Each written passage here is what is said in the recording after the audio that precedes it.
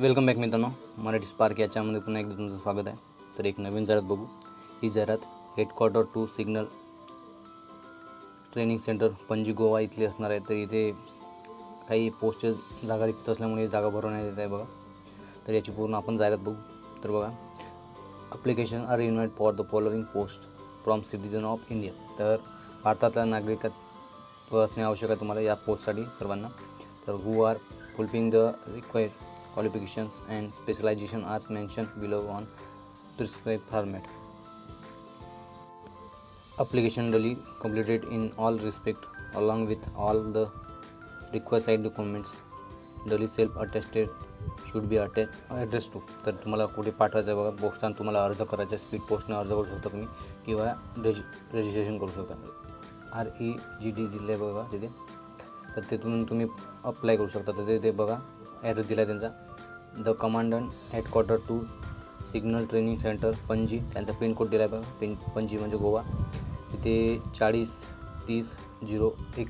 तर गोवा राज्यामध्ये हे असणार आहे बघा. तिथे तुम्हाला पाठवायचं आहे. हे तुम्ही रजिस्ट्री करू शकता किंवा स्पीड पोस्टनं पाठवायचं आहे तुम्हाला. तर सोबत तुम्हाला तुमचे डॉक्युमेंट्स पण पाठवायचे आहेत बघा. आणि खाली एक फॉर्मा दिला आहे, ते पुढे बघणार असावं. आणि तो पण तुम्हाला फॉर्म फिलअप करायचा आहे. त्यासोबत तुम्हाला ॲडमिट कार्ड, तुमची कास्ट असेल कास्टचं तुम्हाला भरायचं आहे. सर्व तुम्हाला डॉक्युमेंट त्यांना पाठवायचे आहेत बघा, सेल्फ अटेस्टेड करून. तर हे पुढे सांगणारच मी.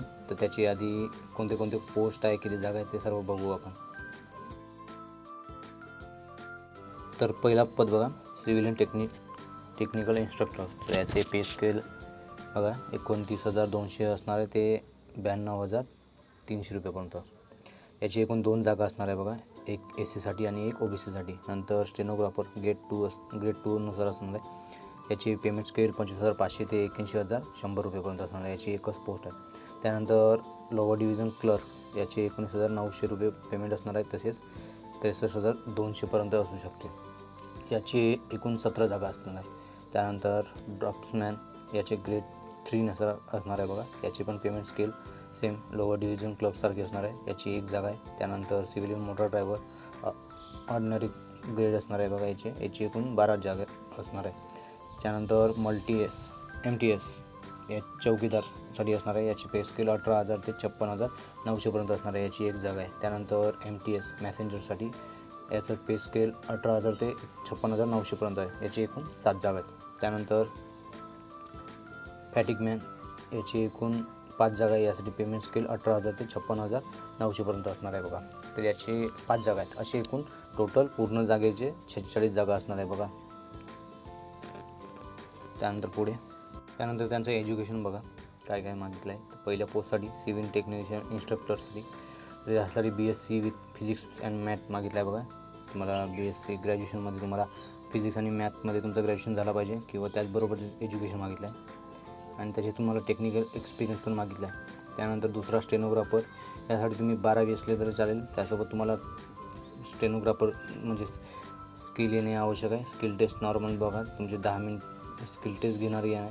10 मिनिटात तुम्हाला 80 वर्ड पर मिनिट 80 वर्ड पर मिनिटात तुम्हाला करायचे आहेत जेव्हा तुमची स्किल टेस्ट होणार.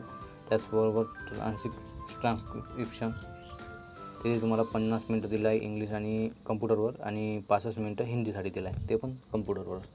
त्यानंतर लोअर डिव्हिजन क्लर्क, याला 12वी मागितलं आहे. त्यानंतर दुसरा टायपिंग मागितलं आहे तुमची 35 वर्ड पर मिनिट इंग्लिशमध्ये, आणि हिंदी पण मागितलं आहे 35 वर्ड पर मिनिट. 35 वर्ड मिनिटच मागितले आहे तिथे. ते पण तिथं डिप्रेशन पण दिले आहे, ते तुम्ही वाचू शकता. त्यानंतर ड्राफ्ट्समॅन ग्रेड 3, यासाठी तुम्हाला 10वी मागितलं आहे. त्यानंतर दुसरा डिप्लोमा किंवा सर्टिफिकेट इन ड्राफ्ट्समॅनशिप मागितलं आहे. त्यानंतर तिसरा साऊंड एक्सपिरियन्स इज मॅप और चार्ट ड्रॉईंग एक्सपिरियन्स पण मागितला आहे. तुम्हाला मॅप किंवा चार्टमध्ये तुम्हाला एक्सपिरियन्स असणे आवश्यक आहे. त्यानंतर civilian motor driver ordinary grade, त्यामध्ये तुम्हाला पहिलं तर 10वी मागितले. त्यानंतर दुसरा must possess the civilian driving licence, तुमच्याकडे ड्रायव्हिंग लायसन्स असणे आवश्यक आहे हेवी व्हेकलचा, आणि 2 years experience of driving such vehicle, त्याचा तुम्हाला एक्सपिरियन्स पण असणे आवश्यक आहे. त्यानंतर MTS म्हणजे चौकीदारसाठी बघा, त्यासाठी पण तुम्हाला 10वी मागितलं आहे पहिल्यामध्ये.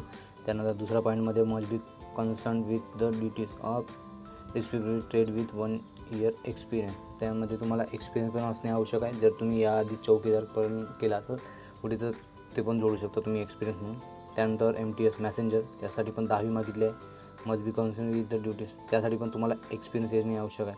त्यानंतर पुढे बघा, त्यानंतर लास्टमध्ये बघा फॅक्टरी मॅन, यासाठी पण 10वी मागितले आहेत. आणि सेकंडमध्ये मस्ट बी कन्व्हेन with the duties of the trade with 1 year experience in trade, तर त्या ट्रेडमध्ये तुम्हाला 1 वर्षाचा एक्सपिरियन्स मागितला आहे. कालच्या 3 याला एक्सपिरियन्स मागितला आहे. त्यानंतर बघा,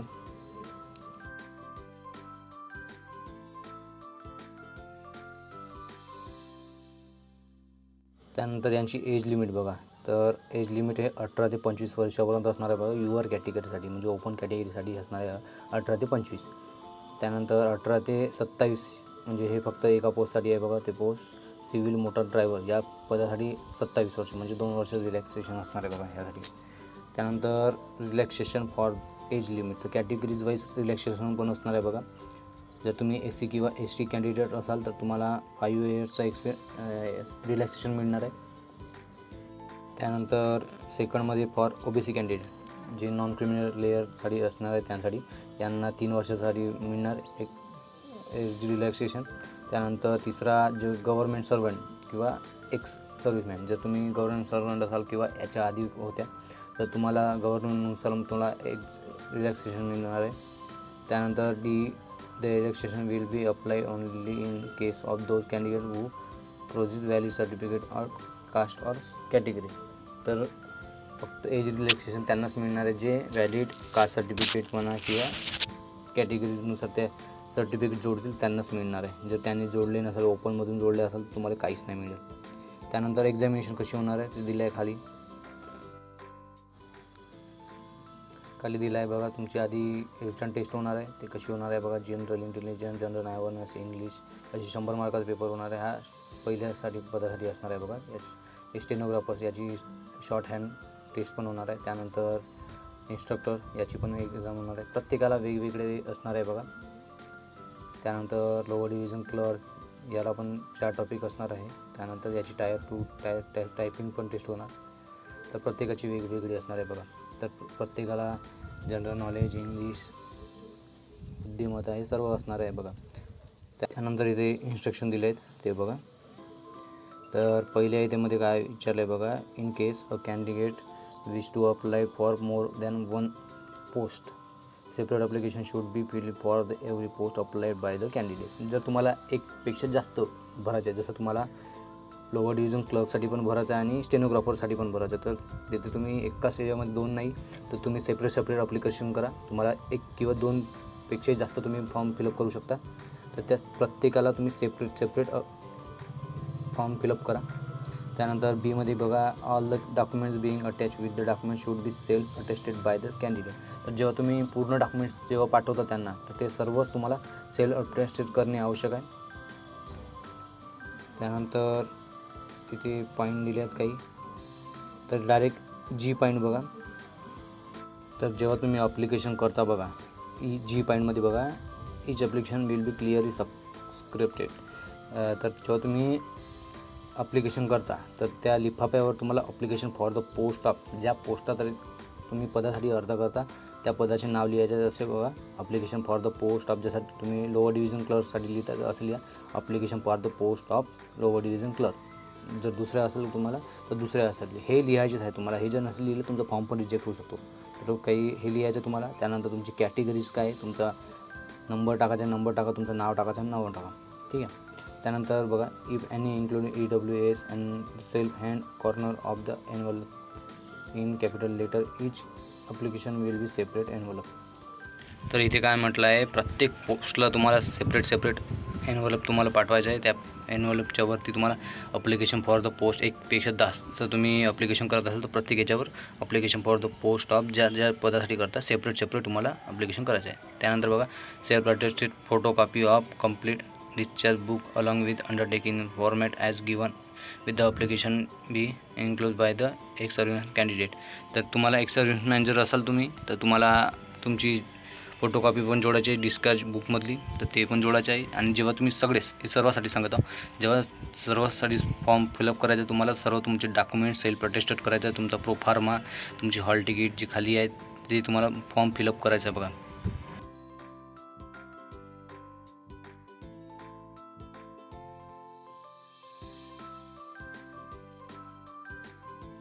त्यानंतर खाली ॲप्लिकेशन फॉर्म दिला आहे बघा, तर तो तुम्हाला भरायचा आहे. तर इथे बघा वरती application for the post of, ज्या पदासाठी तुम्ही अर्ज करता त्या पदाचे नाव लिहा. त्यानंतर reference newspaper, adviser number, date, तर तिथे वरती तुम्हाला मिळून जाणार डेट, ॲडव्हर्टाइजमेंट नंबर सर्व मिळून जाणार. त्यानंतर राईट साईडला एक फोटो चिपकायचा तुम्हाला आणि सेल्फ अटेस्टेड करायचे तिथे.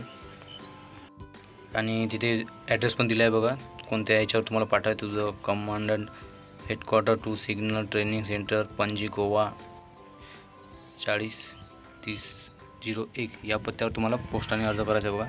तर हा तुम्हाला फॉर्म फिलअप करायचा बघा. तुमचं नाव जे आहे 10th असणार आहे तशा पद्धतीने तुम्हाला यायचं. त्यानंतर तुमची डेट ऑफ बर्थ, तुमची लास्ट डेटपर्यंत तुमची किती वर्षाचे आहात, किती महिन्याचे आहेत, सर्व तुम्हाला तिथे भरायचे आहे. कास्टपासून सर्व, नॅशनॅलिटीपासून सर्व तिथे तुम्हाला फॉर्म फिलअप करायचा आहे. कॅपिटलमध्ये फॉर्म फिलअप करा.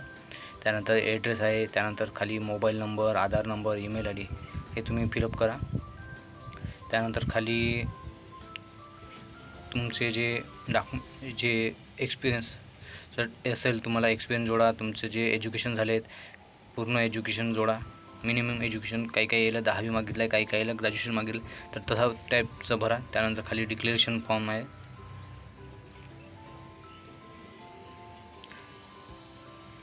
खाली डिक्लेरेशन फॉर्म दिला आहे. तिथे खाली सिग्नेचर ऑफ कॅन्डिडेट दिला, तिथे तुम्हाला सिग्नेचर करायचे आहे बघा. तर असे हे 2 फॉर्म आहेत. तर हे 2 चुकीनं असेल पण एकच फॉर्म तुम्हाला फिलअप करायचा आहे. त्यानंतर खाली पुन्हा एक हॉल तिकीट असणार आहे, ते तुम्हाला फिलअप करायचे आहे.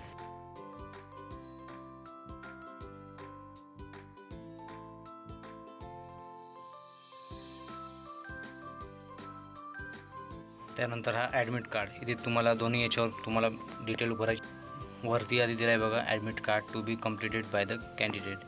ते वरती आणि खाली दोन्ही याच्यावर तुम्हाला फोटो चिपकवायचे आहे. दोन्ही याच्यावर सेल्फ अटेस्टेड सिग्नेचर घ्यायचे. त्यानंतर रोल नंबर इथे काहीच नाही लिहायचं आहे बघा. त्यानंतर 1 2 3 4 5 6 7 असे दिले आहे बघा. तर तिथे तुम्हाला name of post, name of candidate, father name, categories काय, कॅटेगरी अप्लाय, तर हे सर्व तुम्हाला भरायचे बघा. इथे तुम्ही सोडून देऊ नका. हे पण तुम्हाला त्या प्रोफार्मा आणि तुम्हाला जोडायचे आहे. त्यानंतर तुमची कास्टचं काही असेल खाली तर ते भरू शकता. जर तुम्ही EWS कॅन्डिडेट किंवा दुसरा असेल कोणता तुमचा SC STचा तर ते तुम्ही फॉर्म फिलअप करायचे आहे. तर हे 3 फॉर्म आणि तुमचे जे डॉक्युमेंट्स आहे हे सर्व तुम्हाला जोडायचे आहे. त्यासोबत तुम्हाला एक लिफाफ्यामध्ये तुम्हाला टाकायचं आहे बघा. तिथे तुम्हाला ॲप्लिकेशन फॉर द पोस्ट आणि तिथे ॲड्रेस तर आधी सांगितला होता मी, त्या याच्यावर तुम्हाला पाठवायचं आहे.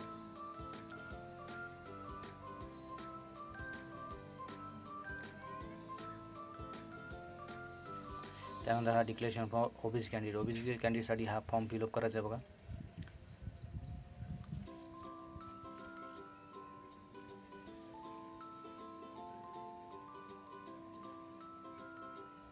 त्यानंतर जे EWS कॅन्डिडेट आहे तर त्यांना हा फॉर्म फिलअप करायचा आहे. इथे सर्व तुम्हाला फोटो फॉर्म सर्व तुम्हाला बघायचं आहे. तिथे फॉर्म फिलअप करायचं आहे बघा. त्यानंतर हे त्यांची अशी टाईपची छोटीशी नोटिफिकेशन होती. तर अशी पूर्ण जाहिरात होती बघा. व्हिडिओ आवडल्यास लाईक करा, चॅनल नवीन असेल चॅनल सबस्क्राईब करा. धन्यवाद. जय हिंद.